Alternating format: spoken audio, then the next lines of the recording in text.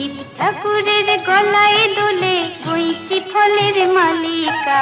গলায় দড়ি কে পরালো, ওর গলায় দড়ি কে পরালো, বল না গৌরী বালিকা। শিব ঠাকুরের গলায় দোলে বইটি ফলের মালিকা।